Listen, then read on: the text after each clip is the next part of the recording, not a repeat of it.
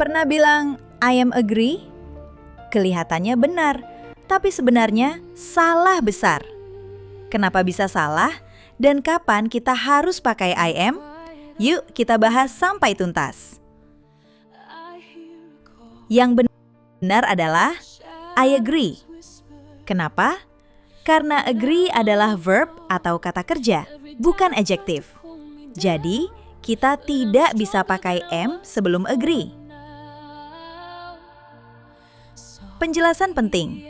Kapan pakai am, is, are digunakan? Ini bagian yang sering bikin bingung. Am, is, are bisa dipakai untuk 3 fungsi. 1. Untuk adjektif atau kata sifat. Rumus, subjek tambah am, is, are tambah adjektif. Contoh, I am happy, saya bahagia.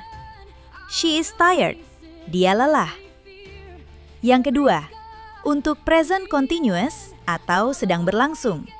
Rumus, subjek plus am, is, are plus verb ing. Contoh, I am studying, saya sedang belajar. They are working, mereka sedang bekerja. Dan yang ketiga, untuk noun, kata benda atau identitas. Rumus, subjek plus am, is, are plus noun. Contoh, I am a teacher, saya seorang guru. She is a student, dia seorang siswa. They are my friends, mereka adalah teman saya. Ini biasanya untuk menjelaskan siapa atau apa seseorang. Kesalahan yang sering terjadi. Orang sering berpikir, kalau pakai am, tinggal tambah kata kerja biasa. Padahal salah. Contoh, I am agree, I am understand. Kedua kalimat ini salah, karena agree dan understand bukan adjektif, dan juga bukan verb ing. Contoh kesalahan yang sering terjadi. Perhatikan ini. 1. Salah. I am understand. Yang benar adalah I understand. Verb understand tidak perlu am. 2.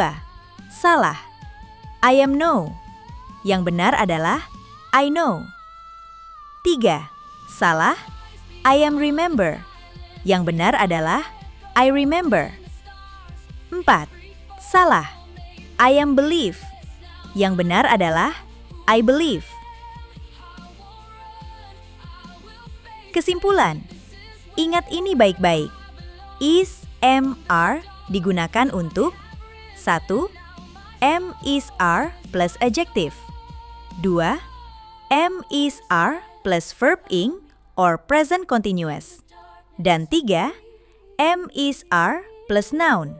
Dan ingat, jangan pakai am, is, are plus verb biasa.